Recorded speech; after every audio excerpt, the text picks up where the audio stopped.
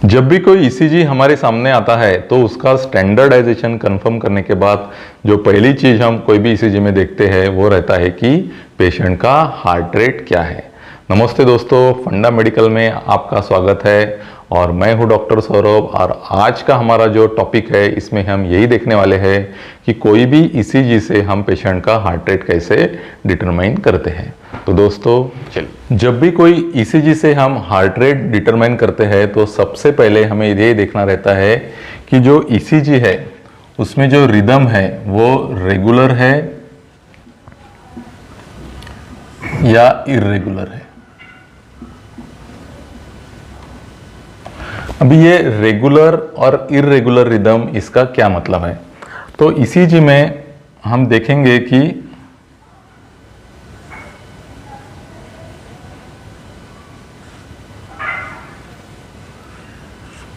इस प्रकार ईसीजी में PQRST ऐसा रिदम चलते रहता है। तो जब भी दो आर वेव्स है, इनमें का जो डिस्टेंस है, ये डिस्टेंस अगर सेम है तो हम इसे रेगुलर रिदम कहेंगे। और कोई भी कारण से जो आर वेव्स है उनमें जो डिस्टेंस है वो अगर इस प्रकार कंटिन्यूसली अगर चेंज हो रहा है तो ऐसे रिदम को हम इर्रेगुलर रिदम कहते हैं। अगर रेगुलर रिदम है तो हम एक प्रकार की मेथड यूज करेंगे और अगर इर्रेगुलर रिदम है तो हम दूसरे प्रकार की मेथड यूज करेंगे। तो अब हम ये जो मेथड्स है वो डिटेल में समझते हैं। तो अगर ईसीजी का ग्राफ पेपर आपने देखा होगा तो उसमें लार्ज स्क्वायर्स रहते हैं। ये एक लार्ज स्क्वायर है और एक लार्ज स्क्वायर में फिर 5 स्मॉल स्क्वायर्स रहते हैं। तो जब रेगुलर रिदम रहता है तो वहां पे हमें यह देखना रहता है कि जो आर वेव्स है, दो आर वेव्स, उसमें कितने लार्ज स्क्वायर्स आ रहे हैं। तो और ये जब हम लार्ज स्क्वायर्स गिनते हैं उसके बाद हमें फॉर्मूला लगाना रहता है कि heart rate is equal to 300 divided by number of large squares. For example ये जो डायग्राम है इसमें दो आर वेव के बीच में दो लार्ज स्क्वायर्स है। तो यहाँ पे हम लिखेंगे 300 divided by 2 is equal to 150, यानी यहाँ पे पेशेंट का जो हार्ट रेट है वो आएगा 150। तो इस प्रकार हम अप्रोक्सीमेट हार्ट रेट है वो डिटरमाइन कर सकते हैं। अगर हमें एग्जैक्टली क्या हार्ट रेट है वो डिटरमाइन करना है तो फिर हमको ये जो दो आर वेव्स है इनके बीच के स्मॉल स्क्वायर्स गिनने पड़ेंगे और तब हमारा फॉर्मूला हो जाएगा 1500 divided by number of small squares, और इसका फिर हमें आंसर यानी एग्जैक्ट हार्ट रेट मिल जाएगा। तो दोस्तों क्लिनिकली हमें जब हार्ट रेट डिटरमाइन करना रहता है तो एग्जैक्ट नंबर हमें डिटरमाइन करने की कोई ज़रूरत नहीं रहती। पेशेंट का हार्ट रेट 81 है या 82 है या 80 है, इससे क्लिनिकली कुछ भी फर्क नहीं पड़ता। हमें मेनली ये देखना है कि पेशेंट का जो हार्ट रेट है वो आइदर ब्रेडिकार्डिया की तरफ है या फिर टेकिकार्डिया की तरफ है। अगर यहाँ पे हम 300 को अगर 3 से डिवाइड करेंगे तो आंसर आएगा 100, और 300 को अगर 5 से डिवाइड करेंगे तो आंसर आएगा 60। हमें पता है कि 100 जो है इसके आगे अगर हार्ट रेट गया तो हम उसे टेकिकार्डिया कहते हैं और 60 के नीचे गया तो हम उसे ब्रेडिकार्डिया कहते हैं। तो दोस्तों ईसीजी में हमें यही देखना रहता है कि जो दो आर वेव्स है उनमें जो डिस्टेंस है वो 3 से कम नहीं होना चाहिए।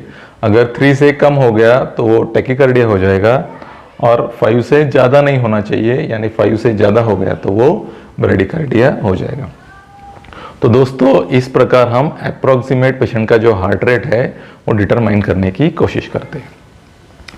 ये हो गया जब ईसीजी का रिदम रेगुलर है। अगर ईसीजी में जो रिदम है वो इर्रेगुलर है तो हम ये वाली मेथड यहाँ पे नहीं लगा सकते, क्योंकि जो आर वेव्स है इनमें डिस्टेंस कंटिन्यूसली चेंज हो रहा है। ये दो आर वेव्स है, यहाँ पे एक लार्ज स्क्वायर है, ये जो दो आर वेव्स है इनमें डिस्टेंस देखेंगे तो दो लार्ज स्क्वायर है। इसलिए हम, क्योंकि डिस्टेंस दो आर वेव्स में का कंटिन्यूसली चेंज हो रहा है, ये वाली मेथड हम यहाँ पे नहीं यूज कर सकते। तो यहाँ पे हम जो मेथड यूज करते हैं उसे कहते हैं 6 सेकंड्स मेथड।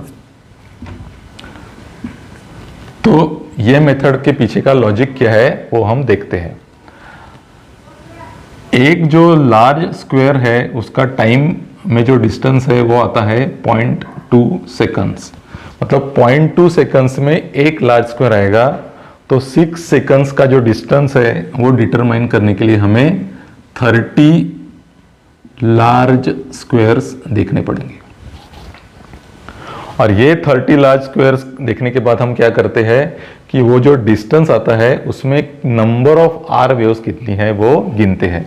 फॉर एग्जांपल ये जो डिस्टेंस है ये अगर 6 सेकंड्स का है यानी 30 लार्ज स्क्वायर्स इसमें है, तो फिर हम देखेंगे कि इसमें नंबर ऑफ आर वेव्स कितनी है। तो यहाँ पे हमारा जो फॉर्मूला है वो है heart rate is equal to number of R waves in 6 seconds interval multiplied by 10। For example ये 6 सेकंड्स का जो इंटरवल है यहाँ पे समझो 1 2 3 4 5, अगर 5 आर वेव्स है तो हम इसको 10 से मल्टीप्लाई करेंगे और हमारा आंसर आएगा 50। तो ये हमारा है हार्ट रेट। तो दोस्तों इस प्रकार जब हमारे पास ईसीजी आता है तो हम पहले डिटरमाइन करते हैं कि उसका रिदम रेगुलर है या उसका रिदम इरेगुलर है। अगर रेगुलर रिदम है तो हम ये मेथड लगाएंगे 300 divided by number of large squares is equal to heart rate, और अगर रिदम है वो इरेगुलर है तो हम 6 सेकंड्स मेथड यूज करेंगे। तो दोस्तों ये जो मेथड्स मैंने आपको अभी बताई है वो अच्छे से समझने के लिए हम प्रैक्टिकली ईसीजी का एग्जांपल लेके इसे समझते हैं। तो दोस्तों हमारा जो पहला ईसीजी है इसमें आप देख सकते हैं कि जो पेशेंट का रिदम है वो रेगुलर है, यानी जो आर वेव्स है उनमें जो डिस्टेंस है वो कांस्टेंट है। तो अगर आप ध्यान से देखेंगे कि जो 2 आर वेव्स है इनमें अगर जो लार्ज स्क्वायर्स है वो हमने कैलकुलेट किए तो नंबर ऑफ लार्ज स्क्वायर्स आते हैं 4। तो हमारी जो पहली मेथड है उसमें हम हार्ट रेट डिटरमाइन करने के लिए 300 डिवाइडेड बाय 4 जब करेंगे तो हमारा आंसर आएगा 75, यानी ये पेशेंट का जो अप्रोक्सीमेट हार्ट रेट है वो आएगा 75। और अगर आपको बहुत डिटेल में इसका हार्ट रेट कैलकुलेट करना है तो आपको इसमें के जो स्मॉल स्क्वायर्स है वो कैलकुलेट करने पड़ेंगे, और जब 1500 में से आप वो नंबर ऑफ स्मॉल स्क्वायर्स को डिवाइड करेंगे तो आपको एग्जैक्ट हार्ट रेट पेशेंट का मिल जाएगा। तो अब हमारा जो दूसरा ईसीजी आप देख रहे हैं इसमें आपको समझ में आएगा कि पेशेंट का जो रिदम है वो इरेगुलर है, यानी जो आर वेव्स है उनमें जो डिस्टेंस है वो कंटिन्यूसली चेंज हो रहा है। इसलिए जो हमारी पहली मेथड है वो हम यहाँ पे नहीं लगा सकते, तो हम यहाँ पे हमें दूसरी मेथड यूज करनी पड़ेगी, वो है 6 सेकंड्स मेथड। तो 6 सेकंड्स मेथड यानी हमको फिर 30 लार्ज स्क्वायर्स यहाँ पे गिनने पड़ेंगे। तो चलो दोस्तों हम यहाँ से, हमारा ये पहला स्क्वायर है और यहाँ से हम 30 जब गिनते हैं तो यहाँ तक हमारा वो डिस्टेंस आता है। तो ये हो गया 6 सेकंड्स इंटरवल। तो ये 6 सेकंड्स में अब हम डिटरमाइन करते हैं कि नंबर ऑफ आर वेव्स कितनी है।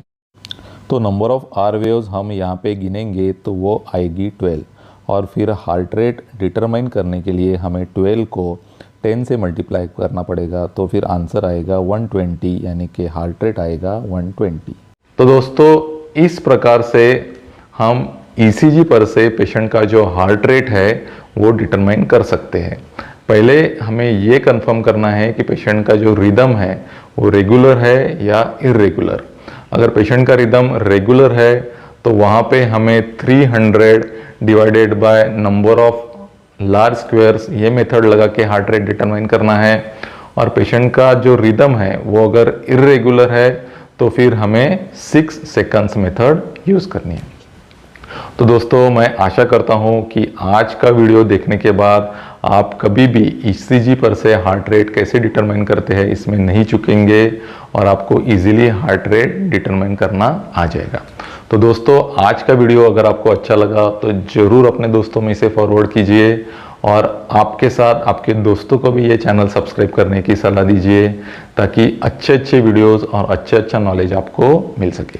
तो दोस्तों अगले वीडियो में मिलते हैं, तब तक के लिए थैंक यू।